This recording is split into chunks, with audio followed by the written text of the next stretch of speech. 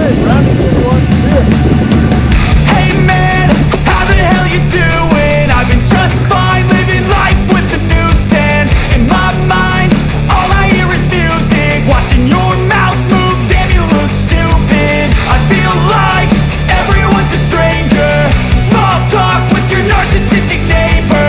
She's real hot, but they said to never date her. I agree, but you did and I hate her. You wanna get away? You better get in line. Won't go another day of wasting any time. I've got a lot to say, can't hold it in this time. Got no filter, I got no filter. No filter, I got no filter. No filter, I got no filter. No filter, I got no filter. No filter, I got no filter.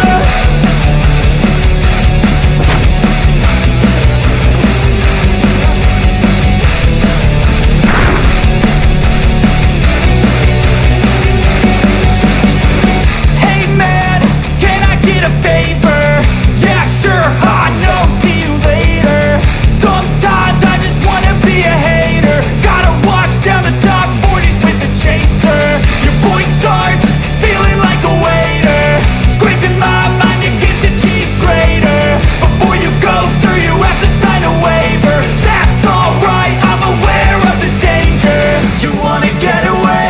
You better get in line. Won't go another day of wasting any time. I've got a lot to say, can't hold it in this time. Got no filter, I got no filter. No filter, I got no filter. No filter, I got no filter. No filter, I got no filter. No filter, I got no filter.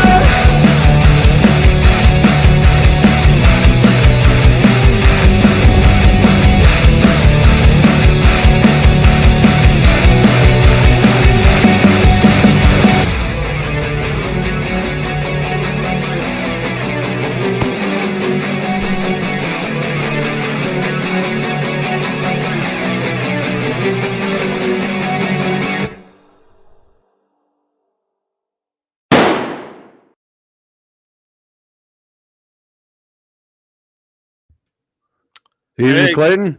Good evening. How we doing this evening? Oh, kind of low energy jabbing it, to be honest with you. I hate to say I that. thought but- that we were talking a little bit there. Did you happens. notice God that? dang. Hey, I don't know. We'll little- see what happens here, but Low energy Jeb be low energy JD. What the heck? yeah, that's what I feel like. Evening, everybody. Hey, Brian. Good to have you on there. Good evening, Mr. MVE.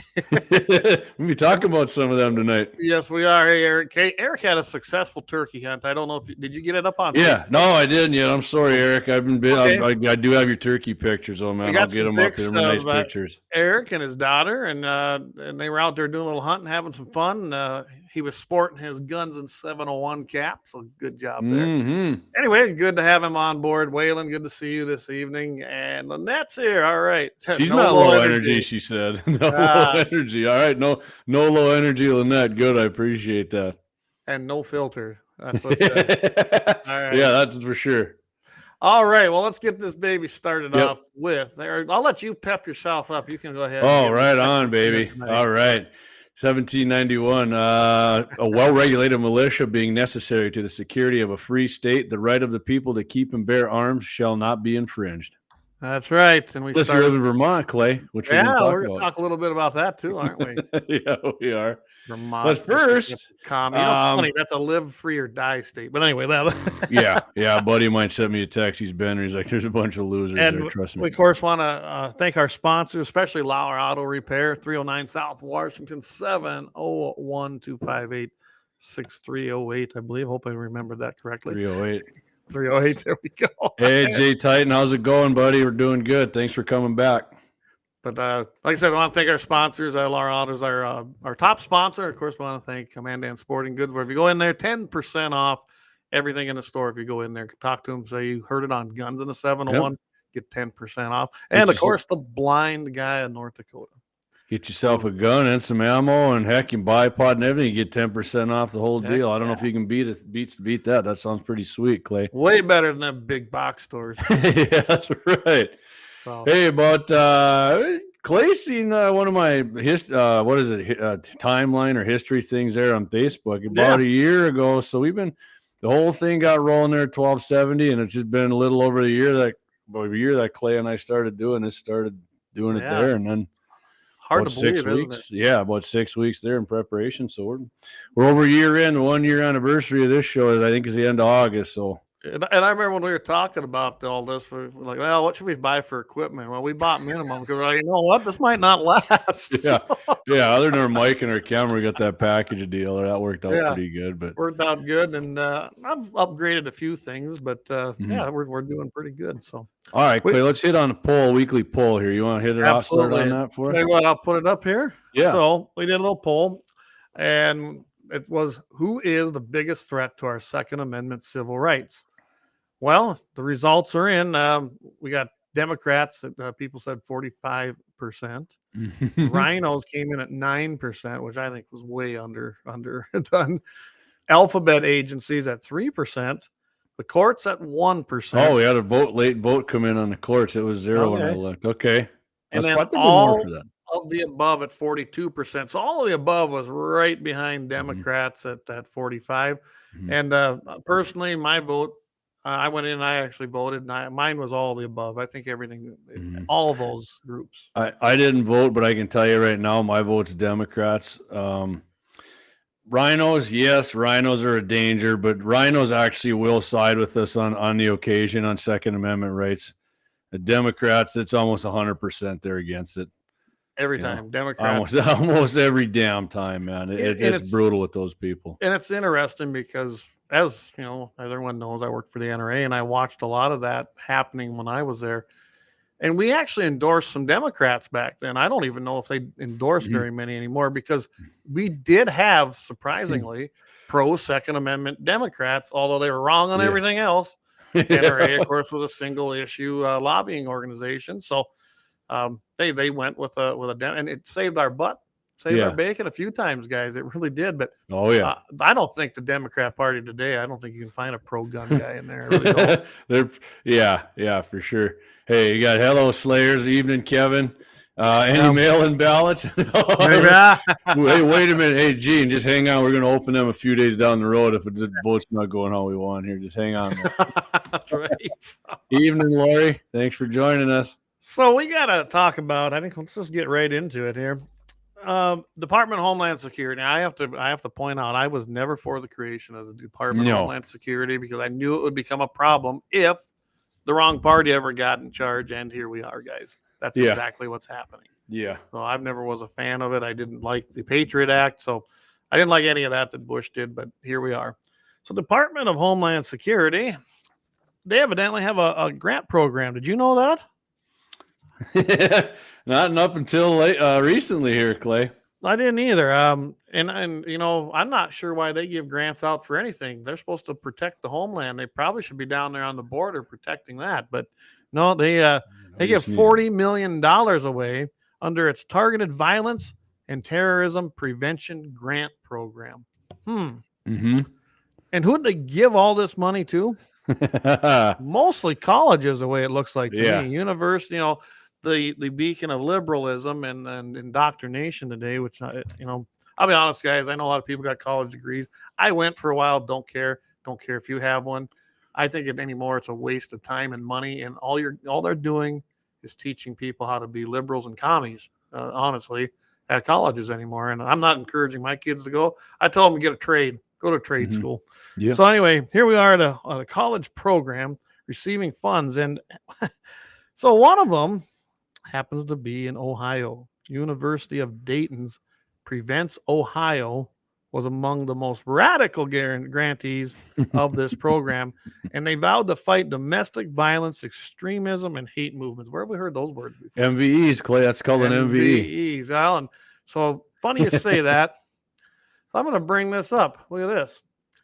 This is a screenshot from a seminar that was put on by Department of Homeland Security funds that we're going to get to how they said they didn't do this. And it was the presenter that put this up. So check this out at the bottom. Who's all listed there at the bottom? Well, I'll tell you what, Clay, we got Fox News, This is the base of the pyramid here. The pyramid of far right radicalization. That's the name of this. Yep. They actually named it. Yeah. Yeah. So the bottom tier here, we got, of course, we got the RNC, the Republican National Committee. You got the Republican, whatever, elephant on there, I guess. Yep. And Heritage Foundation, Fox News, American Conservative Union. Oh, guess what, Clay? The NRA's on there. Wow. The oldest civil rights organization in the United States of America. And these guys figure it's a far-right radicalization terrorist organization. The NRA. Wow. The NRA. Look at this one. Christian Broadcasting Network. Guys, that's what CBN is. Christian Broadcasting Network is included in the pyramid of far right radicalization. This is our tax dollars going against you right here, right? Going against you, Clay, going against me, going against our patriotic viewers and listeners here. That our own money is being used to claim we're far right radicalizers. So let's go on to just the second deal here a little bit, Clay. We'll go through these a little bit for you guys. And so, of course, we got the mega cap on there. Ooh. I'll tell you what, though, we got to define. I want to define this here. So it says that the second level of this graphic was labeled the alt-light. Oh, yeah, alt-light, yeah. Alt-light. The first part of that is just considered, the mainstream conservatism. Yeah. So anyway, go ahead with the second level. Yeah. So then we got a second level. Okay, what do they call the second? Yeah, they said alt-light, and this includes we got Breitbart. Oh, the Proud Boys. Geez, yeah, those guys are huge racists. Yeah. Like I said, there's Mega Cap, PragerU, of course, the 3 percenters, Turning Point USA, Charlie Kirk. Infowars, Come and Take It flags on there. Quillette, I don't have a clue what Quillette is. No, I didn't know that one either. And what do you call the sign there that you guys use in Afghanistan? Chris Kyle had it and they got them all like stitched onto. They got the Punisher there with the blue line in there. So if you like the freaking cops, if you support law enforcement, you're a far right extremist, radical right wing extremist, white supremacist. Light. Oh my God! This actually is very infuriating to me. It is. Well, and then they go to the final top 2 tiers labeled alt right. So you notice how these alt light and alt right kind of close there, and then accelerationist terrorism listed known radical hate groups. That's what they call them. And then of course at the top they've got your normal, the Nazis. So the third tier here, Clay, everybody knows what the Nazi insignia is there, which they actually, I think, took that from the Romans. I can't remember where they got it. I don't know. But it is from something in Rome. But then they got like all these other ones. The Daily Stormer, I guess I would say that must be something from the Storm Front. That's kind of, I don't know. It could be. I'm not sure. And there's 1, 2, 3, 4. There's like 6 other ones I've never even heard of. Clay, that kid, I'm like on the bottom of the bottom here, and then the second tier. So you don't worry, you'll get there. Yeah, we haven't been radicalized yet. And then the top level. There's 5 of them. I have never in my life seen any of them signed. I should have, because according to Biden and the Democrats, white supremacists and white nationalism is the #1 terrorist problem in the country. Yeah. So these signs should be everywhere, right? Exactly. And you know what? Gene just pointed something out. Where's BLM and Antifa? How about that? Real. Absolutely, Gene. Real. And I'll tell you what, I've seen those around here, and I've been face to face with these shit stains when they come in here on Main Street and shut the city down a couple years ago. So it wasn't no peaceful protest, that I can tell you. And I can tell you, those top tiered ones, I haven't seen most of them either. But I'm going to play a little video clip that came out of this seminar, and this is right from the presenter themselves. So I'm going to go ahead and play that for you. Yeah, do it. So again, just real quick, just to start with the taxonomy, because some people aren't as familiar. This is the modern far right, as articulated by what I think are some smart folk. We have a tiered system here between mainstream conservatism on the bottom, what is I think falsely called the alt-light, what is used to be called the alt-right, which has kind of been abandoned as a term, and then what we look at the top, accelerationists and folks who are engaging in active violence, not street brawling, but bombs and guns and whatnot. I'm really focused on the top tier. This is who we work to observe, undermine, disrupt, and infiltrate. And personally, I've been doing this work for 20 years. I'm almost 40. Huh? How about that? And did you know what he said? This is who we work on. And he says just a top tier, but we all know that they're doing it there. Or they tried to undermine, infiltrate. Did you catch them words? Yeah. Well, he's been working on it for 40 years. Find a different line of work, buddy. You suck. Yeah, no kidding. God. Well, and if you look here, this is the screenshot that he was showing there from the one. That was just one slide. That next slide up there, that he shows how these all cross. You know, so they got a picture of Trump up there in the corner of it. I mean, are you freaking kidding me? But he had Trump up there. Yeah, I just seen that, a picture of Trump in there. Yeah. Oh man. Yeah, I mean, that's who these people are. That's the way they believe. So, and that's who's getting. They're hiring guys like this, and they're putting on seminars with your tax money through the Department of Homeland Security, and it's going out to a lot of places. But colleges seem to be one of them that seem to get a lot of them. A lot of the money. Yeah. Well, like the BLM and Antifa thing. Hey, we got these guys on plain video on every news outlet in the country, burning up city blocks, beating the hell out of people, chasing Trump supporters around, clobbering them, and the cops won't help them. Where's the white supremacist video on these things showing me that kind of stuff? This white supremacist thing is so overblown. I heard a guy on Sean Hannity's show today talking about it. He had a Democrat on there. He had blown up. Wrong button. I mean, the guy was talking like this. I mean, this white nationalist stuff is a huge problem, and Hannity was laughing at him too. It was just ridiculous. I mean, these leftists are so brain dead that they believe anything the Biden regime pumps into their freaking skulls of mush. It's ridiculous. Absolutely. Christ, think for yourself for once. You people always acted like you're such independent thinking people, and you're not. You're a bunch of freaking robots to leftist communism. So. Well, we know who's in charge of DHS, and that's Mariakis. And so guess what I got to say to Mariakis? What? Nasty person. Yeah, he is. He's a very nasty person. So, yeah, speaking of the DHS, so this guy actually compared President Donald Trump to Pol Pot and suggested Ronnie D. Wants to start a second Holocaust.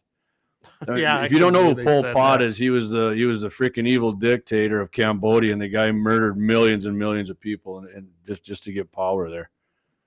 Yeah, Gene, he goes, for the Nazis far right, Volkswagen anyone? Those were promised and never delivered. The people's wagon, right there, man. Oh, yeah, that's just it. I mean, come on. For one, really, they're gonna try to attack President Donald Trump, which. I'm sorry, this guy's not a terrorist. I don't care what they say. I'm not sorry. I guess he's not a terrorist. I mean, and that's what they try to. And then, of course, they got to include DeSantis. Really? He's going to start a second Holocaust? What?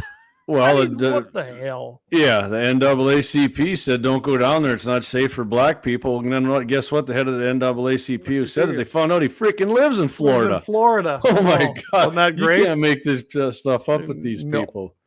I mean, So it's funny, Clay. You played that video. A DHS spokesperson told the New York Post that the seminar was not funded, organized, or hosted by the Department of Homeland Security. Similarly, the presented chart was not developed, presented, or endorsed by the Department of Homeland Security and was not part of any successful grant application by the Department of Homeland Security. However, a DHS employee participated in the university's seminar. Not only was he there, he participated in it to discuss the department's Center for Prevention Programs and Partnership. Additionally, Dayton researchers noted that the seminar was part of the DHS grant program. I mean, these guys are busted red-handed. How about that? Yeah. DHS, so this is a Schneider. He's Schneider. Yep. He's the vice president of MRC. Yeah, media research. DHS did indeed fund the Prevent Ohio program. A year after a graph and documents were presented that equated Nazis to conservatives, Christians, and Republicans. Laughably, DHS Ohio grantee quickly scrubbed its website following this report, something innocent groups don't do. But it's too late. We already have it copied. We also have proof that Prevent Ohio actually hosted the conference and that DHS was an active participant, including featuring a senior DHS official. These people, I mean, if this, like I said, Rush Limbaugh said it, Clay, what they're blaming you doing, they're doing. And these people are freaking propagandizing people big time. This is unbelievable. And it goes deep. It goes deep. This is why, you know, when you look at our whole federal government, and I'm just Mhm. going to attack the federal government. It's no better at the state level, and it just goes on down the chain. I'm telling you right now, these people are career bureaucrats. They are entwined and integrated into every Mhm. single level of every single alphabet agency. And that's the problem. You know, when you bring in a new president, even if you bring in a new Congress, it don't much matter because these people are chameleons. They've made a career out of staying there. And Yep. that's exactly what's happening. So a spokesperson for the University of Dayton told Fox News that the seminar had no affiliation with Prevents Ohio, even though it was absolutely proven that it was. You know, so yeah, the NRA. That's how this is tying into guns in the 7. The NRA. If you're part of that, you're part of this extremist radicalism. Yep, right there, right there. Hey, Clayton, right here. Right There we go. And Got we my did not shirt. plan that, ladies and I gentlemen. didn't either. Oh, and kind of in conjunction with this story, Clay. Last week, Joe Biden warned big tech companies that they will be held accountable unless they enforce zero tolerance policies regarding so-called, and I mean hate speech on their platforms. Right? Yeah. The White House unveiled this 60-page document, their strategy to fight anti-Semitism and quote hate speech. So guess what, Clay? Take that little chart right there, NRA stuff, Republicans, everything you and me are about, what we're on here, and Biden, Mhm. I guarantee you. But I think they're getting ready to do a big snipe down and shut down everybody before the election is coming up again next year. Absolutely, they are. I think they are. I mean, they're a little bit nervous at Twitter. That, you know, being they got no control there Yeah. anymore. We'll see Yeah. what happens with Musk, but they've already talked about trying to do something through the FCC on Twitter. Oh, yeah. It's funny. They weren't concerned about that last cycle, were they? No, it was great. Twitter was awesome then, right? It must have been perfect then because they agreed, right? Yeah. That's just it, guys. When tyrannical regimes, and that's what we have right now, Biden is a tyrant. His administration is full of tyrants. Yeah, he's not good old Uncle Joe. The guy's a No. complete a-hole. He's a jerk. He's an anti-American scumbag. What they do is they try to first, kind of like what you were just talking about. What they're doing, they're accusing us of doing. They try to say that we're the bad people. If you're a constitutionalist, you crazy guy. That's an outdated document. But they try to stifle free speech. They try to take control of your firearms. Mhm. Every tyrannical dictator has done it throughout history. Look at what's going on. They're trying to create chaos. Look what's happening at the border. Create chaos, and while one hand's doing one thing, the other one's trampling your rights, and that's what's happening right now. But I keep looking at this comment. I can't read it. It says Marnie on it, but that's not Marnie. That's Porky Paul. I'll put that comment up there. See that. Right here. Is that the one you wanted? Nope. No, the entire comment. It just went off the bottom of the thing. I can't control the comments there. Right here? It's a longer comment. Okay. Maybe it's this one. How do you No. Uh-uh. How do you scan down here on these comments, Clay? You got to go up to it's a little technical and difficult. Go up to the chat part on your side. I think you'll be able to click on the chat. Okay, here we go. Maybe okay. I found. Is this the one you wanted? The male dog? Yeah, there you go. You got it right there. Sorry, guys. So it says, believe, just have my male dog pup get gender retransformation at 7 months old because he came into the living room with his daughter's doll in his mouth. I asked what he wants to identify as, and he didn't bark. So I made the decision for him and got, I don't know, the rest got cut off. Oh. I'm thinking he had. So I made the decision for him and got his nuts cut off. That's what it says. Okay. Oh, Joe's coming after you. That's some hate speech, probably right there, isn't it? Probably. Joe's All right, so we have our first commercial, and we're going to come back and we're going to talk about Vermont trying to get rid of the well-regulated. Well, they did. They did. So yeah, let's go ahead and take a obscene profit timeout. And it is an obscene profit timeout. The 701 is proud to be sponsored by Lauer Auto Repair, located at 309 South Washington Street in Bismarck, North Dakota. If you can't stop by, feel free to give them a call at 701-258-6308. Doug and the guys are ardent Second Amendment supporters and will always shoot straight with service and fair pricing. It's been a long winter with lots of snow, ice, and rough roads, so now's the time to get that alignment checked from the curb shots, potholes, and bumpy snow-covered roads. Summer will be here before you know it, so get that rig scheduled for an AC charge. Make sure and tell the guys at Lowry you heard the sponsored guns in the 701 and thank them for supporting and promoting our Second Amendment civil right. That's Lauer Auto Repair, 309 South Washington Street, Bismarck, North Dakota, 701-258-6308. Your North Dakota proud, patriotic auto repair service. All right, absolutely. Thanks to Doug and Lynette and Lauer Auto Repair there. Like I said, 701-258-6308. You ain't gonna find a better place with a patriotic sense than that place right Right there. on. Right on. I was just talking. Hey, Whale, and I appreciate your comment, man. Appreciate that. I'll put it up here. There you go. Yeah. Whalen Turner says, Skylar Yancer, AJ Bell. Here's a couple good guys keeping you up to date on gun rights and losers against guns. Subscribe at YouTube and follow every Wednesday night at 7 p.m. Thank you. Appreciate that. Appreciate it, Whalen. Absolutely. Whalen's here almost every week, man. He's awesome. We can't say how much we appreciate you enough. But Matt, good to see you here tonight. They got a WEF hack in as their CEO at Twitter. I know the new person they put in there. I have no. What's a WEF hack? I don't know what a WEF is, but Matt, what's WEF? Include me in, please. But I do know who they put in there, and I think that gal came from NBC, and that's not gonna be good. So these guys. All right. Anyway, yeah. So what Gene say here? Chaos. Now we need to bust the government and crash the economy. To say government needs to take over Trotsky. Yep. Yeah, exactly. They make problems, and then of course they're going to be the salvation for the problems they created. Oh, Matthew, World Economic Forum. There you go. Okay. Okay. Yep. Got you. Now I know what he's talking about. We're not quite up on our millennial. That's all. All right. So speaking of the government, so we got Vermont Governor Phil Scott recently. Well, tell you what, go ahead. Into that, why don't I give this intro video? Okay. Yeah. Do it. You bet. I've loaded up here. And, you bet. All right. Give me a minute.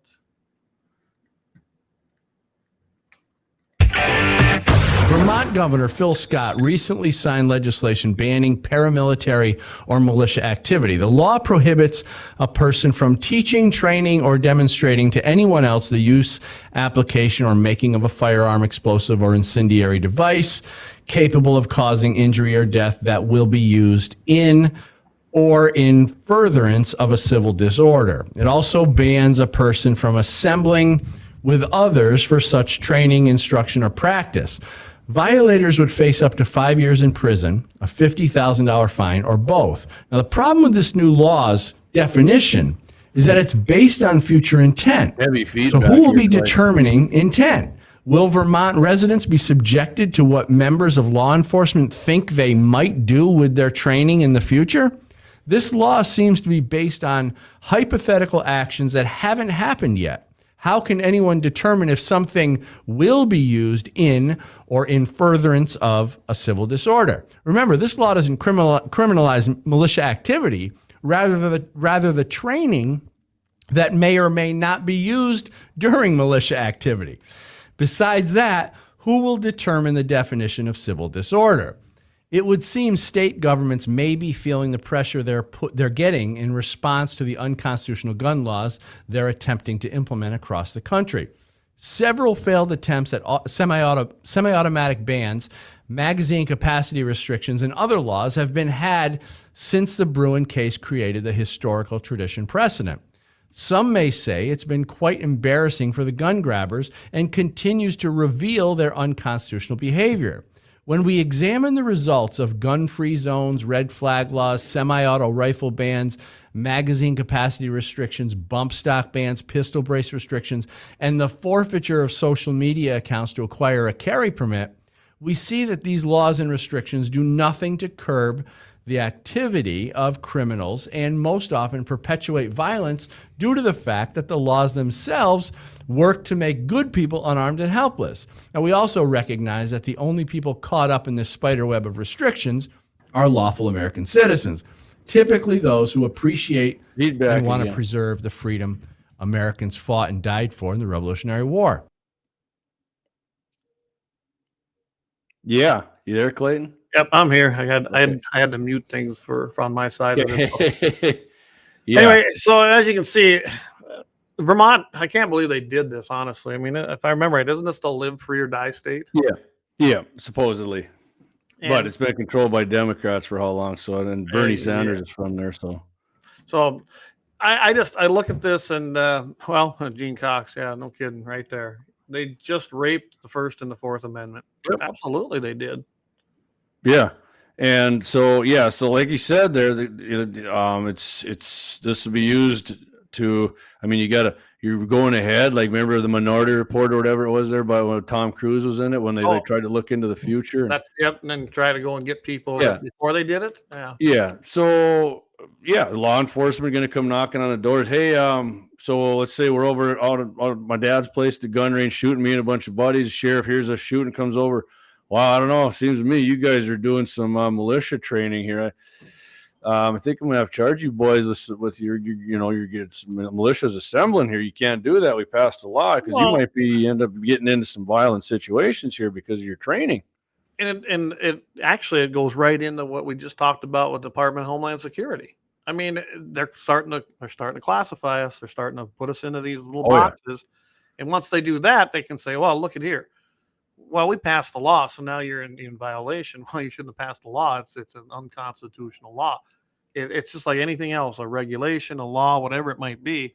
Stroke of a pen makes you an instant felon, which, by the way, coming up here on the 1st of June, a lot of people are probably going to become instant felons by stroke of a pen from an unregulated, unelected, bureaucratic agency called ATF and FBI. I mean, that's exactly what's going to happen here. ATF did this, and FBI is going to enforce it. So, what I think, too, Vermont's trying to do here, the Democrats, they want to make you afraid to go out and do some shooting at a gun range because these people, well, what if we go out shooting and they think we're doing militia training?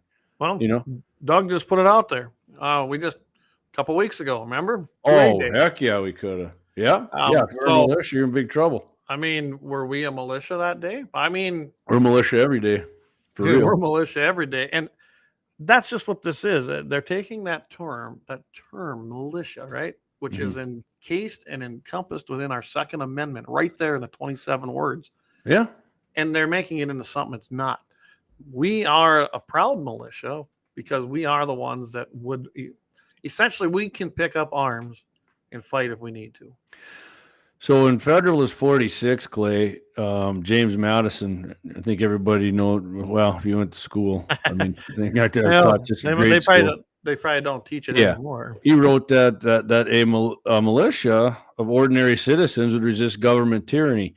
Madison assured that opposing that standing army would be a militia, this is even back then, amounting to nearly 500,000 citizens with arms in their hands, officered by men chosen from among themselves, fighting for their common liberties. So that'd be like if we were all out at Doug's there on Second Amendment Day and said, all right, I'll tell you what, Clay, you're going to be a captain. We vote on that.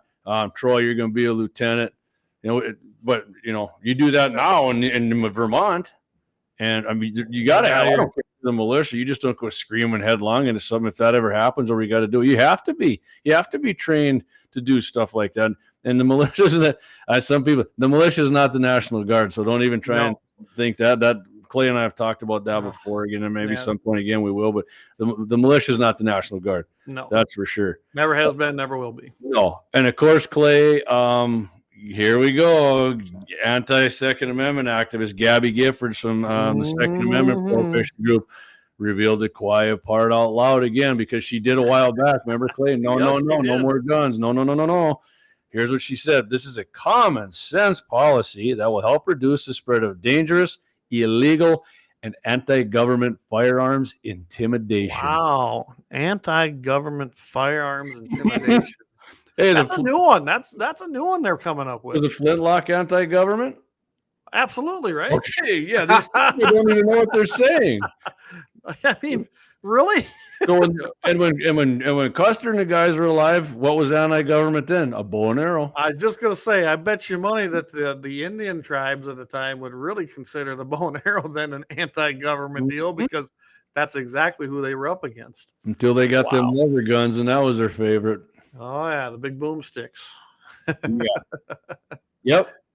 So if the government would work on our behalf, of the citizens' rights a little more instead of treating us like an enemy, they wouldn't have to fear people rising up and using their guns for tyranny, but they're always working against us, almost always. Well, and I think that that's probably the one thing, in all honesty, that has kept us free is the fact that we do own so many firearms as a civilian populace. Because they absolutely know that, you got freaking Dementia Joe. Oh, you got to get an F-15. Well, come on, man. Bullshit. I can tell you right now that in this country, and let's face it, there's a rebellious spirit that still lives within a big part of this country, not everywhere, of course. Mm-hmm. They'll be able to take over the cities, no problem. But you come out here, you can't get us all with planes. It's just that it can't happen. And there's a lot of us out here. And I guarantee you, we'll rise up and we will rise up against it. We ain't going to just, line up in red suits like the British did, are we? Yeah, throw a volley at each other. Yeah. Let's get some of these comments here after Doug's. What do we got? This is from Arnie Paul. When That's Porky, actually. Joe is asked why he wants to run again, he says to finish the job. What shit stain Joe means is he has to finish destroying America. Absolutely. Yep. Oh yeah, 100%. Obama started it. Remember? We've been waiting for. Yep. And of course, Trump ran, and you remember Hillary had their big glass ceiling convention center because she was that sure she was going to win. Well, I think that she had reason to think she was going to win because they just didn't pull it off enough. They did it the next time, though. Mm-hmm. And Trump put a little monkey wrench into their whole thing, which that's a good thing. I think that we'd see a way different world today right now, too. Yeah. Oh, Brian Warner, that's a good one. Good at word salads. What's Brian got here? Kids can't play Cowboys and Indians anymore. And now they can't even play Army. What the hell? Yeah. Well, I just found out something I didn't know, and we got conferences coming up, again, not till school starts, but I can't wait to get in there. One of his teachers, Leighton, said that he got in trouble for doing this. They were doing something in school. A finger gun? Yeah. Oh, boy. Well, I'm not going to stand for that. I already called the superintendent about it. Unfortunately, he's leaving, so we got a new one coming in. She's the principal. I already alerted her, and well, let's just put it this way. I said, if it ever happens again, we're going to have a big issue. I said, you need to get a hold of your teacher. And I said, if you need to, I can talk to the dumb cunt. I'm not going to stand for it. That's watch C-word. We get booted off before we. It pisses me off. And that's who she is. So, Whalen, he did some militia training this past weekend. They were shooting a mile, by the way. I couldn't make it, Whalen. I was a little bit busy. I was siding the house. High-capacity assault bows are compound bows and crossbows. Oh, absolutely, Eric. There's no doubt about that. Assault bows. I like that. What we got here? One cap. He says Biden thinks the Air Force has F-150s. Well, Ned, what you got on here? Obama was the start of fundamentally changing America. Yep. Yeah, it really was. For sure, and he was. Things got worse. All the race relations under Obama got worse than I had ever seen in my lifetime. They truly did. And have a peanut summit there. Better. I'll straighten it out. Yeah, have a beer summit. Beer summit. One shot. I had to put that up there. He corrected that. Okay. I look at this and I see, Vermont, of course, like I said, they've been run by Democrats for a long time. Mm-hmm. And they go past something like this. I imagine this will be challenged in court. I have no doubt. We'll have to see what and where it happens, because essentially they're going to have to try and enforce this somewhere, and it'll happen. I seen another thing, Clay, that they possibly might have done this for as well, is one of these deals where this guy had lived there for years. Of course, he had his own gun range, and some leftists moved into the neighborhood, didn't like it, found out can't change it because of ordinance. They had some friends in the state legislature went and talked to him, and this is what they came up with to try and get this guy's gun range. That's, here's saying what I've been reading and hearing on some other things, and I wouldn't put anything past the leftists. Trust me. I wouldn't either. That could very well be what that's all about. So, yeah, no, it's, and so, and speaking of that, like carrying your guns around in the militia, good old Shelley Obama. She was on CBS this morning here last week, and You know, she was saying we're the only country on the planet where citizens have unfettered access to firearms. It's not unfettered. It's not unfettered, and it should be because you know we are the militia and having the same kind of. We're supposed to have the same kind of weaponry, and you know it's not a good thing. She think you know why they do it, Clay. It's intimidation. She says that too. They're doing it. These people open carry and they try and intimidate people, and it's you know. Maybe we should just sell some stuff to the Mexican government like your husband did. That worked out really great. That worked out really good. Yeah, you know, Fast and Furious, a little thing called Fast and Furious. What he wanted to do was sell guns to the Mexican cartels, and then he was hoping that they'd use them on mass shootings and killings, so then they could come back up here and ban them and say, "Look, our guns are causing mass shootings and killings on Mexico." But it didn't work. They ended up killing Brian Terry, the border agent, and you know, and a couple. I think the farthest it got up was Pennsylvania. Actually, is where the farthest one they found. But they're still probably floating around here. And I know there's one in Fargo. Shit, who knows? I mean, they could be anywhere. I mean, they didn't get them all off the streets. They made it worse. Yeah, yeah. So we're gonna try and keep this show a little shorter tonight. Clay's on there, so I'll tell you what, Clay. I know we each got our two-way bullet points, and we got a couple commercials. But let's start with these bullet points here, because I know I got a couple, you got a couple. We got Clay's commie companies, and we got the happy ending. Yeah, we'll start off here. Why don't you go with the first bullet point? Yeah. All right. So first bullet point I'm gonna hit on here is if you got a Henry, we've been talking about Henrys lately, right? I figured, hey, you know what? Let's just stick with the Henrys. Henry Repeating Arms recently discovered a safety issue affecting certain lever action 4570 governments. Isn't that Gene's cartridge of choice there? He enjoys that. Yeah. Cartridge. So the rifle's manufactured between December 14th, 2022 and January 11th, 2023. Henry is voluntarily initiating a recall because under certain circumstances, it's possible that some of the rifles may unintentionally discharge without the trigger being pulled if the hammer is released or dropped from the cock position. So what they're just basically saying they want you to do here is, get on henryusa.com/recall, or you can call 866-200-2354 or email recall@henryusa.com.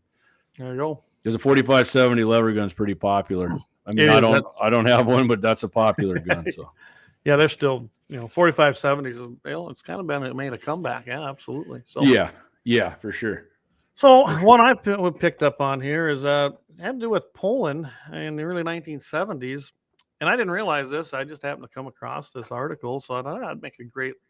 Sometimes I like these 2A bullet points, not to be always political. I want to be something else. Yeah, that's what I like to do too as well. So in the 70s, Poland, they wanted to replace their Kalashnikovs, right? The 7.62 by 39. Mm-hmm. The Soviet Union at that time was already developing a 5.545. But the Poles wanted to do something more ambitious, as the story says, and advance their small arms system. So they launched what they called Project Lanton, which is a Polish small arms program that were codenamed after minerals and the periodic table of elements. Kind of interesting. Yeah. Maybe Gene even knows a little bit about this. We'll have to see. Their plan was to create a modular system similar to the concept of the Stoner 63. That was a single universal receiver that could be fitted with different components to create a variety of weapons. These would also include a short carbine, an infantry rifle, a mag-fed light machine gun, squad automatic, or vehicular machine gun fired by spade grips or a remote solenoid. So what they came up with was called the 7 by 41 millimeter round. It was longer and more efficient than the 7.62. They had two prototype rifles that were built, Works 11 in Katowice, Poland, and they have a chance to take a close look at the number one. Unfortunately, it's an experimental foam rubber stock, and it had completely disintegrated in 50 years since it was built. But the rest of this rifle was intact when they got to inspect it. Said it featured a separate upper and lower receiver and a quick change barrel and gas tube. And it ain't the first time we've seen a quick change barrel. The Germans had one. I was fortunate enough to shoot that, and I had a lot of fun shooting. Yeah, MG42s and MG30 somethings, and I think the M60 was actually. They get so hot, you had to change the barrel out, is what that was about. So it's not the first time we've had a changed barrel. Yep. But anyway, so Once the Soviet Union, though, found out about this project, they forced it to be canceled. The old, You don't think so, Poland? oh, not going to do that. There has some vodka. Anyway, the Soviets wanted caliber common in the Warsaw Pact, and that's what that was about. And if you don't know what the Warsaw Pact was, I'm not going to give you a history lesson tonight. We learned about it, so go take a look at it. They also wanted to collect a license fee from Poland for the AK-74 and the 5.45 by 39. In this, they were only partially successful as the Poles reversed engineered elements of the AK-74 to create their own unique Tantel rifle design instead of licensing the new Kalashnikovs. Even so, the project was squashed before it could advance, so only the two initial proofs were actually made. But it was kind of an interesting deal. They wanted to thank, in this article, thank Works 11 and all the friends in Poland who helped them see this rifle. But can you imagine that? I couldn't get any pictures of it. I might look a little farther. I'd like to see what this thing looked like. But it had disintegrated over 50 years because it was a foam rubber stock. Imagine having a foam rubber stock. It sounds sus. It was just an interesting. I thought it was very interesting. So speaking of Poland, Clay, it kind of reminded me of that story we had. I don't remember if it was Jay's show or Todd's. Remember the Poles? They're starting to gun up. They lowered. They kind of took back some of their gun restrictions because what was going on in Ukraine, and they're fearing some invasion. And man, what was it They went from like 400,000 gun licenses up to like I don't know how many million, right? What it was, it was just they were taking gun classes, and like their leading training course over there. Some lady I think was doing it in this one gun shop, but it was the Poles are. They didn't forget what happened when the German. I mean, people always remember Germany doing it, but I tell you what, the Russians were just as damn mean to the Polacks as the Germans ever were. So, and they were in Poland. Well, we all know what happened in Poland. Yeah. I mean, Schindler's List started there in concentration camp. So yeah, if you ever seen that movie, so. All right, so you want to read some of these comments, Clay? I definitely got another one here. We'll do some comments here, and then if you want to read another comment, then we'll do our triple, and then I'm going to hit on another BP here. Good. So Gene, he put in there, we're talking about the 45-70. He goes, it's a beast. I'd have to say my favorite, though, is the 35 Remington. Okay. Never shot one of those either. Maybe the auto Simon says it's still Obama. Yeah, it's all his people in places of authority within this ministry. Absolutely. I agree. I think Obama's still, he's got his people there. Hey, you guys are conspiracy theorists. Yeah. You know what? I hate that. I got to get new conspiracy theories. Baby. All mine came true. So, yeah, M60, Gene. One Shot Cap says, hey, Gene, my family has a 45-70 trapdoor Springfield. Is it safe to shoot? I don't know. Kind of depends on what kind of condition it's in, I imagine. Says, I've never heard of that. Hey, Gene got you got Gene stumped on something. Dang. Gene knows. That guy's got a plethora of history of firearms. He really does. I'd load the trapdoor with light loads, trapdoor data. That's what Gene's suggestion is. So there you go for your trapdoor. I can't even talk tonight. So Jay Titan says, I love the Yugo AKs. They're amazing. I've never shot one. He had a question before that. I know he's the debate there, the 9mm to the 45. I tell you what, another show we'll hit on that because that can be a good one. I'll tell you right now, I'm a 9mm guy. I don't think we got. I don't think we got enough time. No, we don't have enough time for that for sure. But I'll tell you right now, I'm a 45 over a 9mm, but my favorite's still my 10mm, and you know that. I love that 10mm. I got a bit of a man crush on the 10mm. I'm not going to lie to you. Oh God, sorry. yeah, I thought that's what it was, but I figured it was. Yeah. All right, Clayton. So let's hit our trip, and we're going to come back, and I got a little two-way bullet point here on some AR-15 triggers. Go for it. The 701 is proud to be sponsored by Lauer Auto Repair, located at 309 South Washington Street in Bismarck, North Dakota. If you can't stop by, feel free to give them a call at 701-258-6308. Doug and the guys are ardent Second Amendment supporters and will always shoot straight with service and fair pricing. It's been a long winter with lots of snow, ice, and rough roads, so now's the time to get that alignment checked from the curb shots, potholes, and bumpy snow-covered roads. Summer will be here before you know it, so get that rig scheduled for an AC charge. Make sure and tell the guys at Lauer you heard the sponsored guns in the 701 and thank them for supporting and promoting our Second Amendment civil right. That's Lauer Auto Repair, 309 South Washington Street, Bismarck, North Dakota, 701-258-6308. Your North Dakota proud, patriotic auto repair service. Guns in the 701 is sponsored by the Blind Guy of North Dakota.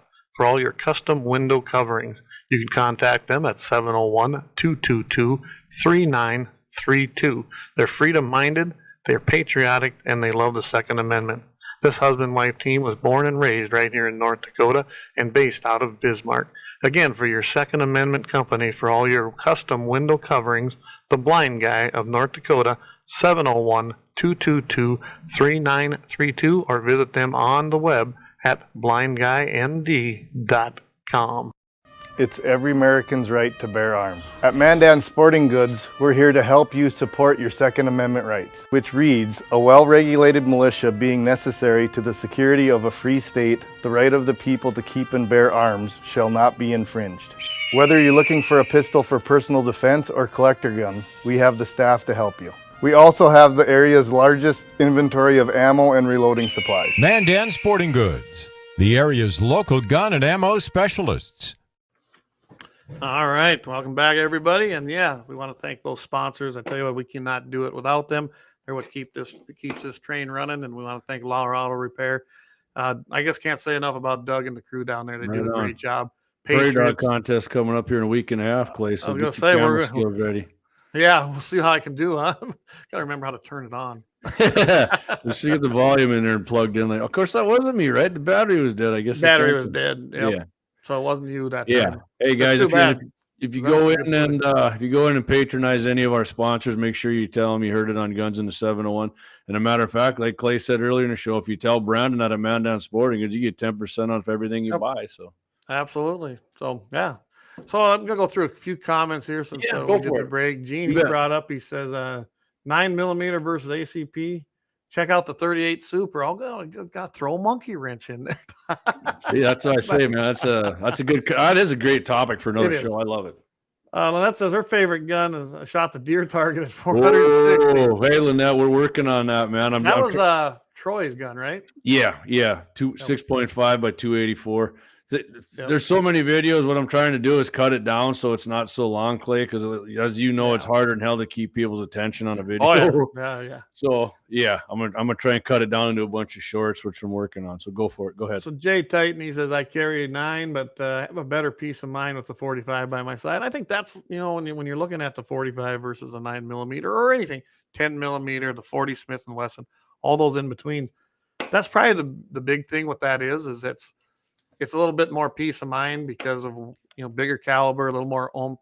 Don't forget you can blow the lungs right out of people with a 9mm. Like Joe said that. It's the Joe Biden lung blower.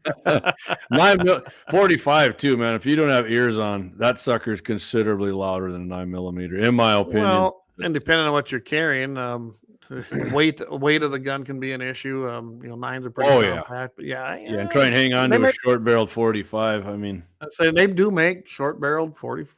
Mm-hmm. Hey, Keith, ain't very long. You can blow the side of a tuna can out with it, though. Oh, there you go, baby. I have a 40 cal. Yeah, Keith, he's got a 40 cal. I like my 40 Smith & Wesson, dude. I don't know. Sorry, guys, I'm anti-40 cal. I enjoy shooting it, but my favorite go-to is my 10mm. I've just ever since I bought a 10mm, I really like it now. But Jamie can tell you what I usually carry, guys, and I know it'll shock the living crap out of most people, and that's my North American Arms 22 mag revolver. That thing's pretty sweet. And we were shooting. I had Jamie's daughter shooting it. She was kind of reluctant at first, but she kind of liked that when she started shooting it. She shot that a lot better than I thought. So she actually mentioned it to me too. Clay's little pistol, she said. And and they're not that expensive, and they're very concealable. That's what I love the best about it, because if I'm using it in a situation of defense, usually that's going to happen at a very close quarters. That's just the stats will say it all. Most of them encounters are very close. They really are. Trust me, that will do the job. It really will. Yeah, 22 mag for sure. But all right, so I'm going to hit this last bullet. One quick thing here. DJ said he's thinking of a 6.5 odd 6. That's interesting. You know what? To take that bullet and put it on bigger cartridges and get it screaming. It's a lot of fun. I got to be honest with you real quick before we go. I like sticking with the most common shit around 6.5, 308, 223, 9mm. That's kind of my deal. So All right, Clay. So my other Second Amendment bullet point: yeah, you ever work on ARs, or if you just shoot ARs and you never do anything to them, the factory trigger on them things absolutely sucks on almost everyone, unless you pay a little more. But Cmte triggers has something called the DH3. They actually have more than a dozen different kind of drop-in triggers. I put Cmtes in. I've got a couple of them. Cmte, I put a Cmte trigger in my brother-in-law's bolt action rifle too, but it was pretty sweet. But I definitely had to grind something out of the stock on that one to get it in. But my favorite AR drop-in trigger. It's like a one piece. It's the Chip McCormick for sure. And I put Rise Armament triggers. I wouldn't say newer company, but they are getting pretty popular. They do make sweet triggers. They're pretty decent price. But this DH3 here thing from Cmte, apparently they get some input from competitive shooter Dan Horner. Never heard of the guy, Dan. Sorry, I apologize. I haven't heard of you. Drop-in unit, like I said, one piece, anodized 6061 T6 aluminum, Teflon nickel coated, sear, S7 tool, steel hammer, 2-stage trigger. A lot of people like, if I get a drop in like this, I like a single stage. Yep. And that's what Chip McCormick's are in that Rise Armament. But this thing breaks. The first stage is 8 ounces, which is almost nothing. And the second one breaks at 1 pound, 2 ounces. That's, I'm gonna be honest with you, that's too light for me. I actually don't like that. I've shot triggers out light. I don't like it. 2.5 is as low as I want to go, which this thing, I think it's adjustable here. 1 pound is 2.8. So I'd probably leave it at 2.8. And then they got the price here listed at $339. Yeah, I want to say that's going to go for like $300, $299. Yeah. So, but yeah, if you're going to do an AR, and I mean, if you just want a bullet hose and waste ammo and just blow shit up, don't even change your trigger. But if you actually want to get the accuracy out of the rifle that it deserves, put an aftermarket trigger in it for sure. This thing sounds good. If you got the money, it sounds good. And if you like a light trigger, he's got Dan Horner. He's got his nice signature on there. Looks like it's got the straight trigger shoe too, not the curved one. Maybe they got another option, but I like the straight trigger on pistols. Rifles, I'm definitely a curved trigger guy, but you know what you got. I agree. As far as AR goes, yeah, if you're just out there spraying some ammo downrange, hey. Even then, I gotta be honest. Even if I'm just shitting around, when I can't stand bad triggers on guns, on any kind triggers. of triggers. Triggers are important. I like a nice trigger. I like an adjustable trigger. Yeah. You saw my Swift. You seen how light that is. Yeah. And I do like that because that's my killing machine. That's good my triggers. One. Probably the easiest and most affordable way to improve accuracy, because believe it, especially on pistols, you get a nice trigger in there instead of that 6 to 7 pound thing you got in there, and you get a 2-3 pound. I mean, that'll improve your groups. It'll change everything. Changes everything. You have some gun that you wanted to throw in the river a few times because you're pissed at it. You'll be like, "Oh, this thing's awesome." Marnie has something for you. Okay. Jamie, tell the story of the 380 at a full body target 7 feet away, and I hit the foot of the PVC stand. Yeah. So Eric, him and my buddy Tony and I were down at the Bismarck gun range, and he brought this little PVC stand. It was a nice little stand. He's a handy guy. He made a nice little stand, but he had a 380 bodyguard, and we were shooting full size pistols, with decent triggers on, and he got that and put his target up. In his first round, he pulls it. It goes way low and left, and he blew the leg off his target stand.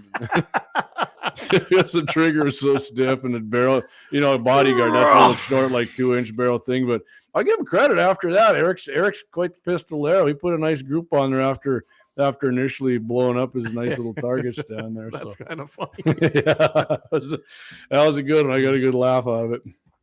So, and Eric, he chimed in, he goes, and I know that Eric carries his 40 just about everywhere, and he's pretty good with it, guys. He used to carry a 454 Casal, he said. Used to be my carry gun, but hard to conceal. And it is. It's like my 44. I like my 44 mag, but they're a little bit bulky and hard to conceal. Like if I'm concealing and I really want to conceal, I'm going to pick something different. Get yourself one of those tuck pants things down at Target and put it in there. Hey, good job, everybody. They lost $10 billion in 10 Yeah, days. keep I was it up, happy with man. them. Make And them so- feel it. So is Anheuser-Busch is still suffering, so good for them. And So that's the speaking way it of should that, go. Clay, who do you got for Clay's commie company this week? Well, there's several of them, but I'm just going to go with right now Levi Strauss. Okay. Strauss jeans. Big time commies. Big time commies. Based out of against San the- Fran. Yep, they're all, think about it. They've been around forever, right? I mean, Levi blue jeans Mhm. everywhere. Even, the Cowboys used to all wear them too Yeah. until they switched over to Wranglers. And I've had a few pairs over the years, but they're completely anti-gun. They donate to Democrats. They work every single day to undermine you. If you're giving them money to buy their product, it's just going to turn around and bite you in the rear end because they're going to give to the organizations. They're going to support the politicians. They're going to ban your Second Amendment. They're definitely no friend of the Second Amendment, and probably every other thing that you're not for. They like leftist woke ideology. So that's and it's an abbreviated one tonight because I didn't really have the time to prepare like I did. But I'm telling you right now, Levi is the easy one, and they've been doing this for decades. So they are my commie company of the week. I'll add to Clay's commie company thing here about Levi. They actually will give paid leave to their employees if they're going to do political activism for leftist causes, and especially against gun rights, against your Second Amendment civil. They will pay their employees to leave to go do political activism against your rights. So, man, if you got Levi's, I'm not saying go burn them up. Don't, you already paid for the product. Go ahead but man, don't buy anymore. there are some things you got to buy that are other anti-gun companies, but when they are absolutely proud and aggressively going against your rights that bad, I mean, that's the kind of stuff you definitely need to avoid, in my opinion, Clay. And if you guys are looking, someone asked me this before, and I will do my best. I know there's a site out there that kind of tells you that you can go to. I'll try to find that, but I can tell you right now, if you want to find companies that are on your site, don't even go there. Just wait for Clay's commie company every week. There you go. Just Save yourself time, man. I think next week you should do Yeti, Clay. Yeti's coming, but I know all about Yeti and what they did on the gun thing because they really put NRA in a bind when that happened. Yeah. And don't go blow your Yeti up either. If you own, I still got some. I mean, Yeah. I own them. I'm sure as hell not going to waste money. I just think you're going to buy any more of them. Yeah. Yeah. And there's plenty of pro Second Amendment, pro conservation or conservatism. Yeah, conservation. Constitutional. Yeah, there you go. All right, yeah. Clay, let's do our third ad here. We got one more from our big boy sponsor, the Big Hammer. Big dong targets down there, Colorado. All right, we'll do that and come back, and then we're going to read some more comments, and we're going to hit the happy ending. The 701 is proud to be sponsored by Lauer Auto Repair, located at 309 South Washington Street in Bismarck, North Dakota. If you can't stop by, feel free to give them a call at 701-258-6308. Doug and the guys are ardent Second Amendment supporters and will always shoot straight with service and fair pricing. It's been a long winter with lots of snow, ice, and rough roads, so now's the time to get that alignment checked from the curb shots, potholes, and bumpy snow-covered roads. Summer will be here before you know it, so get that rig scheduled for an AC charge. Make sure and tell the guys at Lowry you heard the sponsored Guns in the 701 and thank them for supporting and promoting our Second Amendment civil right. That's Lauer Auto Repair, 309 South Washington Street, Bismarck, North Dakota, 701-258-6308. Your North Dakota proud, patriotic auto repair service. All right. It sounded like we played the wrong one, but that's okay. Did I? That was one for winter, I think. Oh, I don't know. No, maybe okay, so you know, hey, Clay, you know what? Hey, Levi Strauss, CEO, you know something? You know what you are? Oh, go ahead and play it. Nasty person. Oh, we're gonna keep that. Clay, That's gonna be in our queue forever. yeah. No matter what happens, that's staying in there. Yeah. Sorry, I'm gonna start with Matt. Hey, Matt. Yep. He said he's holding out for a high point. High point releases a 32 AC. I mean, they work, man. They're freaking ugly as hell, but they work. High points work from what I've ever seen. We're gonna carry that in your Mustang, Matt. I know you have a Mustang. Doug down there.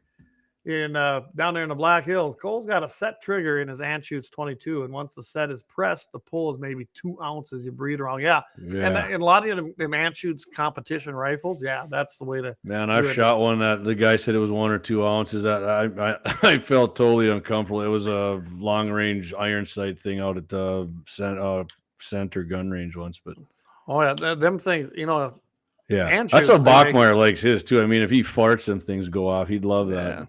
If I was doing that competition stuff, I'd probably be doing stuff like that. But no, I don't need it when I'm out there hunting. But hey, I think it's pretty cool, and it's hard to believe that Cole, that's his son.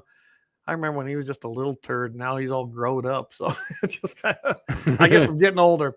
Matt Spencer. Oh, my buddy Matt. He's the guy. So I met him. That show. Love that show. Harley Davidson and Marlboro, man, with a 450. That was a great show, man. Matt, thanks for listening. Matt's out in California, so he's on the front line right now. But he was at School of Mines taking college courses, and met him down there when I was working for the NRA. And we miss you in South Dakota. You got to get moved back here. Yeah, get back to. Wait till you see the new gun. The gun is done for the Farm Bureau. Oh man, Clay showed me that thing's awesome, man. It's a Noreen. You guys are gonna love it. We kept it classy but simple, and tried some new things. Only 30-06 I've ever wanted. Oh, I'm definitely. I want that gun, and I'm with you. I'm not a big 30-06 guy. All right, Burnham, my old timer bibs, America. Right on, Eric. Keel Don, I don't think I've ever owned a pair of Levi jeans. Never will now. And I've had like a couple pairs through. I just was never my style. I have 2 pairs left but my clothes usually last me a long time. These things are like 10 years old. When they're gone, it's over. Doug Burgum to announce his presidential run next week, pandering for a White House job. And I've heard conflicting reports. I've heard it might be a month even, but who cares? I mean, he's polling at 0%. Yeah, Mike Pence is getting into. I mean, shut her down, guys. Guys, this is between DeSantis and Trump. And that's the reality of it. And right now, Trump is way out in the polls, but it's a long time before the election yet. I'll tell you this before we go on to Clay. Whoever wins the nomination, every damn person I don't give a shit if you don't like who wins it. Your ass needs to vote for whoever the nominee is, because any of our nominee in Republic, you need every damn vote you're going to get, because we got to outvote the big cities, and we got to outvote the election fraud, among other things, ballot harvesting. So if your guy loses, my guy's probably going to lose. If your guy doesn't, guess what? I'm 100% full gusto going for the Republican nominee. And I guess let's take a couple minutes here, because something happened that I saw on some social media stuff on Jamie's page. And guys, enough, okay? Jamie's a DeSantis guy. You know what? I'm a Trump guy, 100%. But we do a show and we get along great. It's okay. I do not fear competition in races like this. No. I'm sorry, guys. That's what elections are.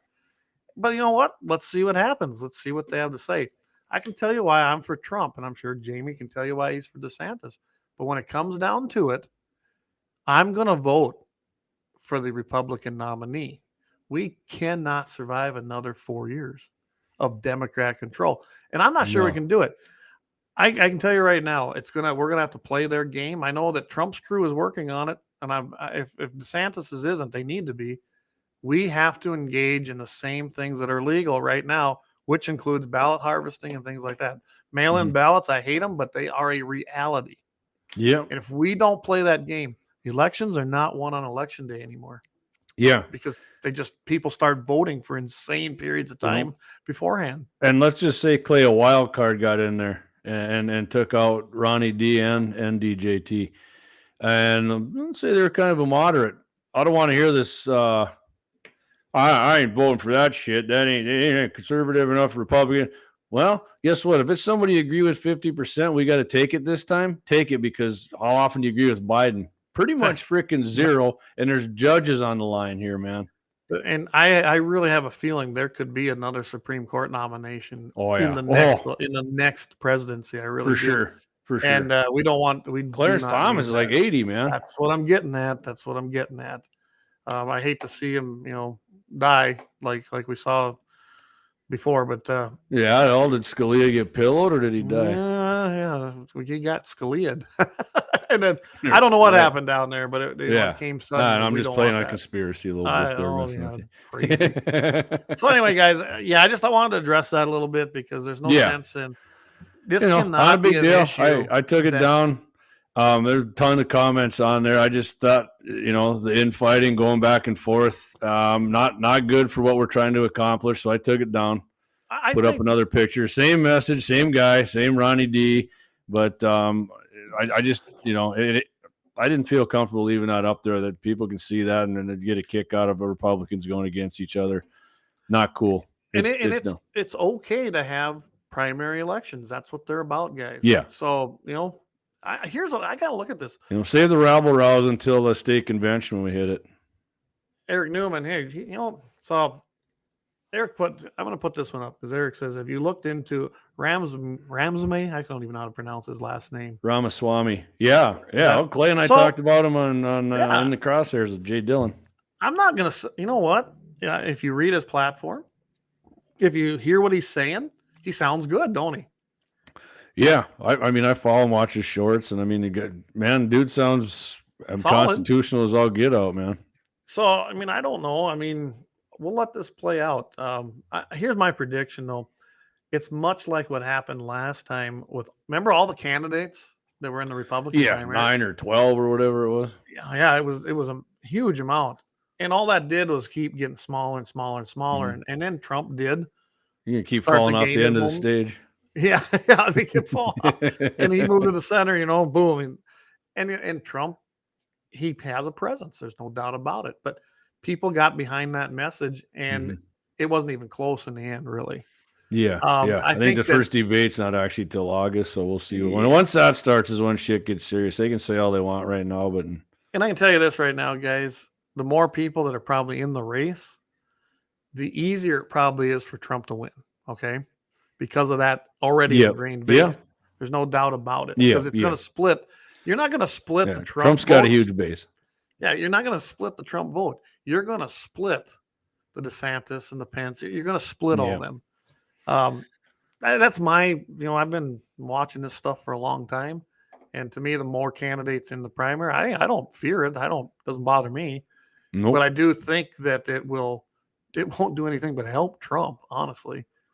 You got to remember, the primary is going to be won in the early primaries, plain and simple. What North Dakota's is June? Mm-hmm. It'll be done by that time.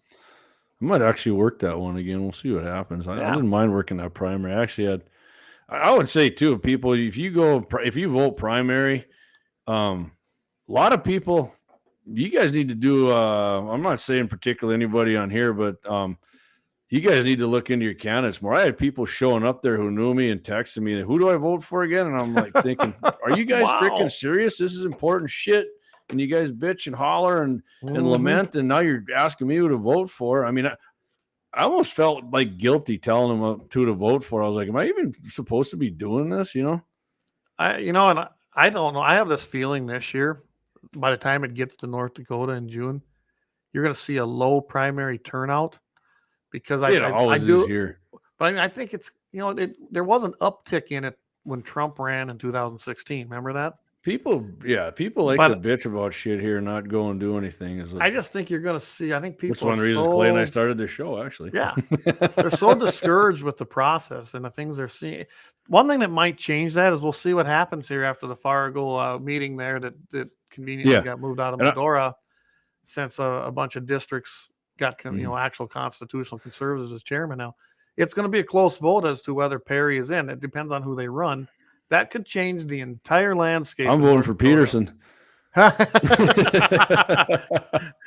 There you go. It'd be a lot of fun. But hey, guys, and I'm serious. If you're worried about voter fraud, go volunteer, because I can guarantee you they need volunteers. When I went and volunteered, I was probably the youngest person by there was one gal I was kind of close, but most of these people were far older than me. Most of these volunteers are older folks, which is great. I have nothing against that, but they got to be replaced by somebody at some point. Go do it. It's not that hard. You go through a class and then you go there and do it, and then they'll pay you, and you'll find out what the voting process is about. It kind of opened my eyes to a few things. I'm not going to get into it right now, And you can't change anything unless you get involved. It's that Right, simple. right. And if you're worried about cheating, there's no better way than to stand there and watch. Be the counter. Right, You know? right. So I'm going All to go right, through a Clayton. few of these comments quickly. Yeah, go for it. Yeah, Gene, he said in there, he goes, we need to each send in 1,000 ballots. There you go. Yep. One shot says, can I vote 2 or 3 times? If you think you can get away Yeah. with it. You get an argument for me. Hey, I'll tell you what, ask a Democrat to show you how to do it. Anyway, Yeah. Donald puts up there, he says, they are both Republican. What's the big deal? Can't split Yeah. the vote. Exactly. Have the primaries where this needs to happen. That's what they're for. Yeah. Get Yeah. the differences I got out a and- favorite. and- I got a yeah. favorite. So I'm like, obviously, but you know, I'm not against the other guy. So What do Democrats have for running? At least we have choices. Exactly. We have a bench. We really do. There's some great people in the party, even at the national Mhm. level. But we're tight, and he's got any Republican over any damn Democrat. I've been saying this numerous times to my peers: vote for the right person. Yeah, And he's got yeah, right in I- capitalization for our. I agree, podcast. Jay Titan. Like I said, I know we get some weak ass Republicans elected sometimes, but guess what? It's still better than a Dem. If they don't like it, next Nope. cycle, run their ass out. And we got Eric said on here. Have you looked? Oh, I already put Yeah, that one you up read there. that. Yeah, one. we did. We looked I'm into him. a and Vivek fan, man. I like the guy. I think I like the things I he enjoy said. it. Just follow him on Facebook. You'll see some good stuff. Matt, need a dually to carry that brick.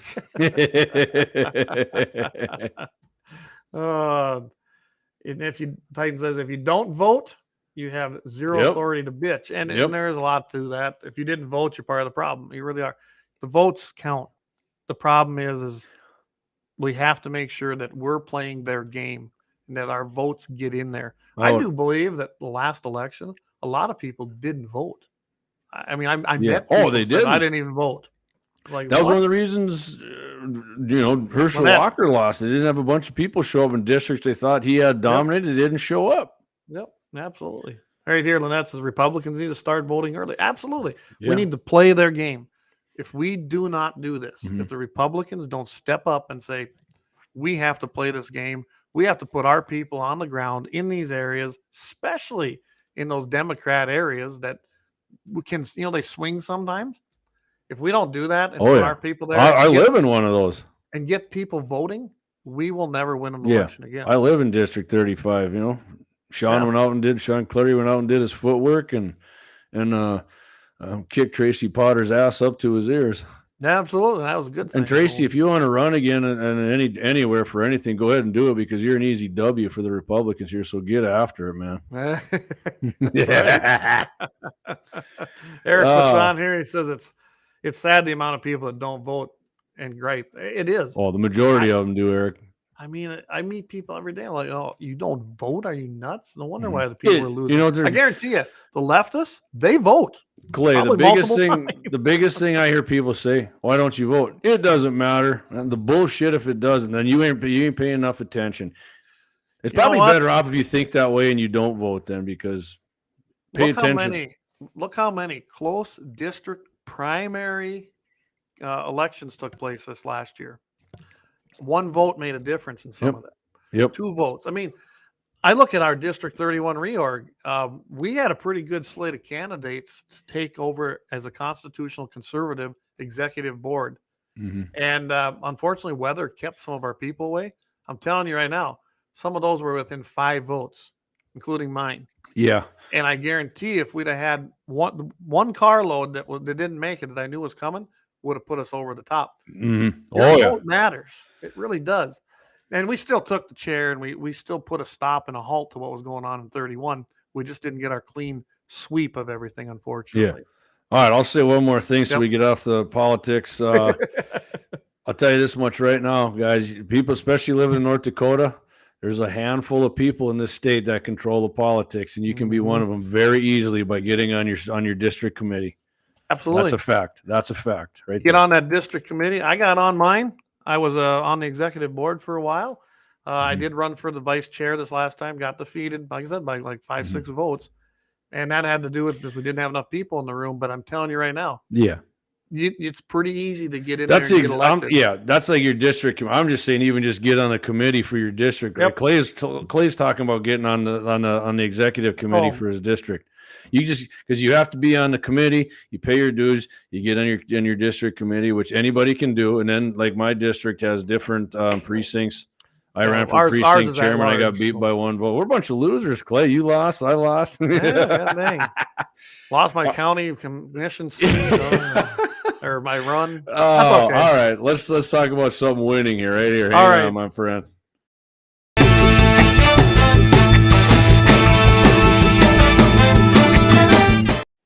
Oh yeah, you know what that is. That's a happy ending, happy ending song right there. So this week's happy ending, Clay, gonna take us back to where most of them come from. Good old Tejas, Texas, baby. So a 53-year-old grandmother in Houston, Texas, was working with her brother in the family's soul food truck on March 28th when a 23-year-old man pulled up next to the truck and asked what they served. He then exited his vehicle while the owner was responding and suddenly shoved his gun into the service window and tried to shoot. Fortunately, the gun jammed. The armed grandmother drew her own gun and shot the suspect several times. He collapsed about 50 feet away from the food truck and was, happy ending time, pronounced dead at the scene. No charges have been filed against the food truck owners, as they shouldn't be. Love it. Grandma, nice shooting. Nice shooting. My daughter's grandma, she can shoot pretty good too. I wouldn't recommend firing shots at her, especially with a jamming gun. Get Matt's high point he's waiting for. Yeah, it's probably one of them Democrat automatics. They never work. Never work. No, good happy ending. And you're right. A lot of them come out of Texas, don't they? Mm-hmm. Mm-hmm. Gotta love it. Gotta love Texas. Well, Clay, why don't you give everybody a little info where we're going to catch us on Friday and coming up on Monday here. Yeah, so Friday, of course, we'll be on KFYR 5:50 a.m. with Todd Mitchell on Mitchell in the Morning. Going to come on at 7:40 Mountain, 8:40 Central in the morning, guys. And I'm not quite sure. We got a couple things. We'll probably post it up on Facebook, which is probably in the queue for that. But I think we'll probably have our new poll question probably to talk about on there as well. But if you can't listen to the radio, we're pretty good at putting that out there on our own stream. We live stream that right through our streaming platform. Although it'll be interesting to see how I'm going to be in Rapid City Friday morning, so I'm going to be doing it from Rapid. We'll see if I have access. Hopefully I do. Yeah, I'll be Friday. Then I'm taking off early Friday morning. We're going down tomorrow and spending the day and taking the kids and going to just have a little quick getaway and then come back home. So, but I will be on Friday, and then if nothing else, it'll be uploaded to the website. Yep. Like Clay said, 8:40 a.m. Friday, KFYR 5:50 a.m. Mitchell in the morning. I'll post about it before it comes on. And of course, Monday we weren't on Jay's in the crosshairs with JD and Clay, hosted by Jay Dillon on KFYRplus.com. We weren't on there because of Memorial Day, but we're back this week again, Clay. And I'm looking forward to it. And I got that video. Jay's a big Kank Jr. fan. You got that text he sent, didn't you? No, I guess I didn't. Oh, he sent me one. Yeah, he said, you don't like this guy. We can't be friends. And I'm like, I like him. First concert I was ever at, buddy. I love Hank, man.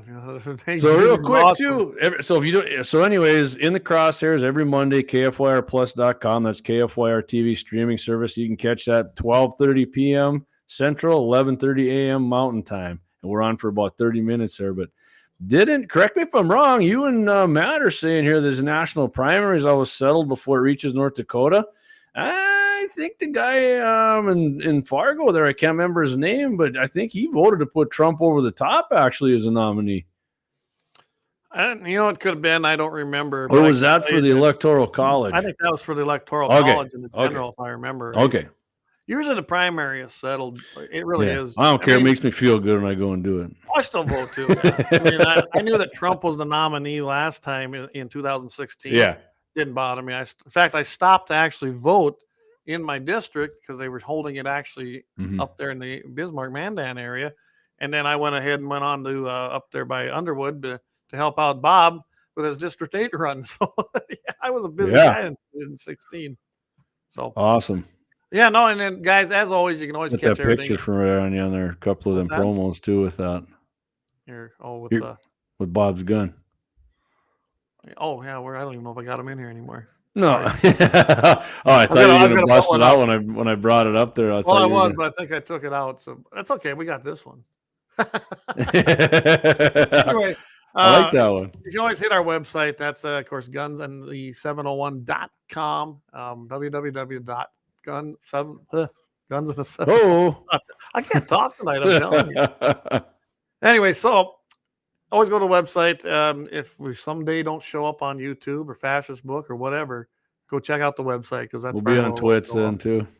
I actually broadcasted to Twits tonight. We'll see what happens. I haven't seen anybody chime in Okay. from there. So What do you got here before we leave here, Matt Spencer? What we got? J Titan. It was probably an automatic assault pistol, Grandma. Yeah, probably. All right. what's Matt got? Big news in Cali on pistol rates. There was an injunction placed on the handgun roster stating the unconstitutionality of the requirement of all the demands that the California Department of Justice places on manufacturers to enter a handgun on the certified roster, and including the micro serial stamping. That's right. Loaded chamber indicator and other items. Well, that's good to hear. Awesome. And Let's that micro see. stamping bullshit, they can't prove that that's going to help solve one freaking crime. That's the biggest. It's another freaking. It's a hassle to try and freaking put more cost on gun companies to do this crap. Absolutely. Matt said, he says, I know it's not 701, but it could be a good break for firearms, right?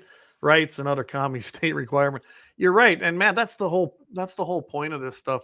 Yeah. Seeing it happening in states like California, Pennsylvania, Oregon, Washington, wherever it might be.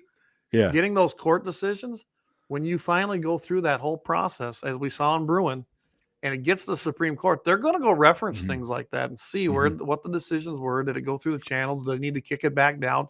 And then they're going to make their decision. And we've had two major ones here in the last 15 years, Heller versus DC, and now Bruin. And I think you're going to see a lot more coming down And then in the near future. and that assault weapons challenge to Chicago, that's coming back. I'll guarantee is. that's coming back. Clay and I talked about that. Like, I'm sorry, I don't remember which ones we talked about. Well, but that was the one where the Yeah. Supreme Court kicked it back down to the appellate court because it did. Yeah. They skipped over. They tried to skip over that and go. yeah, right they to tried the to do an Supreme Court. emergency injunction on the court So, or hearing on it, and it didn't. just- and they said go back and hear it in the lower, That's which right. which happens. I mean, Alan Gottlieb from Second Amendment Foundation, he wasn't one bit concerned about that No. getting kicked back down. He in fact said it was a stupid move by whoever tried to force that to That's jump right. up there, and so yeah, our assault weapons. Don't worry, they're going to the Supreme Court here yet, and They will. And hey, if it doesn't now, we're going to need a Republican to appoint some conservative. Actually, I don't like the term conservative justice. I like constitutional. I want that's what they are. Like guys, Clay always says words matter. If you're talking, try and remember to say constitutional justice because that's what they are. They're constitutionalists. It's even more important because the Supreme Court, they're appointed for life. They're not elected, and I know why they did that. I know there was big discussions between Thomas Jefferson and Adams and those as to why and why it should be or shouldn't be. They didn't want them affected by politics, essentially, which that's a whole other story. Yeah. I'm telling you right now, guys, the Supreme Court is not supposed to interpretate the law. They're supposed to interpretate the law according to the Constitution, and that's the problem. We've got, I would say, 4 solid Supreme Court justices on there right now that interpretate the law to their own liking and then try to make the Constitution bend to it. That's not what you're supposed to do. I know there's 3 for sure, but I would even say 4 because one of them is a rhino as far as I'm concerned. But for the most part, it's pretty solid right now, but I don't trust every decision, and nor will I. I'm telling you right now, until we put justices in there who actually look at the Constitution and then look at laws passed by Congress, that's your checks and balances, and actually interpretates those laws according to the constitutionality of them by the words in the Constitution, not some made-up stuff they interject. And that's what happened in Roe versus Wade. You're going to see that happening in Bruin, guys. And Roe versus Wade was important. Oh, yeah, they're doing it. Because that is the same premise they could reference now when they're looking at gun laws in different states versus federal. It's going to be, I'm telling you, that was a precedent-setting deal, bigger than anybody knows. Oh, yeah. All right, Clayton. Yeah, with that. Let's, again, one more time real quick. This Friday, 8:40 a.m. Central, KFYR 550 a.m. We're going to be on with Mitchell in the morning. About 20-minute spot there. We got a 20-minute segment with Todd right there. I can. There it is. Man. I'm gonna change that for Todd. I did actually change it when I put the thing up on Facebook. Todd loved it instead of just liked it. So I don't think he likes that picture. And then on Monday, right there, yep, you bet, Jay Dillon. I gotta get you that new one for there too, Clay. I got that new one made up. It looks a lot better than this. In the crosshairs with Jay Dillon, 12:30 p.m. Central Time. We're on KFYRplus.com. And hey, guys, if you miss anything, there you go, Clay. There you go. I like that one. If you miss any of our shows, you can always go back and rewatch them on Facebook or YouTube, and all of our live streams are on they go up on iHeartRadio or any other podcast platforms. Yep. So if you got people who don't want to watch stuff and they like listening, let them know about that, and turn as many people our way as you can. I know I said this before, but Clay and I are we got to hire somebody to sell our merch online, because we're going to get it done. People are wanting more and more of it. I mean, we're about out of them again. Yep. We're about out of patches. I think we're out of medium shirts right now. I mean, we're selling out of our stuff, so that's great. We appreciate the support. Everybody keeps helping. I'm gonna have to get some more can koozies pretty soon too, but I don't know. Yep, they're gone almost. Yeah. So anyway, we appreciate all the support from everybody. But yes, I just can't figure it out. I guess I'm too dumb. I can't figure out how to do the website. No, you figured everything else though, so don't put too much strain on yourself. We'll just go ahead and get somebody that knows what they're doing and get it done. Yeah, well, you got us a lot farther than I ever would have on this computer crap, Clay. So, all right, guys. Well, I hope that we weren't too boring tonight. It was kind of an abbreviated, but it isn't. It's an hour and a half, so we're still an hour and a half. But hey, man, Jay Titan, appreciate that. Eric. Good, thanks, man. I appreciate everybody who hung in. We actually had a pretty good crowd in here for about the first hour tonight. So it's nice weather out, summertime. Appreciate you guys taking time out of your day to support us. Hey, I can tell you right now, I had to set an alarm to remind myself because I was outside in the house. Yeah. If I wouldn't have heard that alarm, Clay and I never jumped. I jumped on it it was like 8 minutes till the show started here. So it's getting to be that time of the year, but we'll keep it going. Yep. Appreciate you guys. It was awesome. Clayton. All right, guys. Well, thanks again for listening. We'll see everybody next week. Tune in on Friday. Get the live stream on Monday. And, guys, keep your powder dry. See you next week, guys.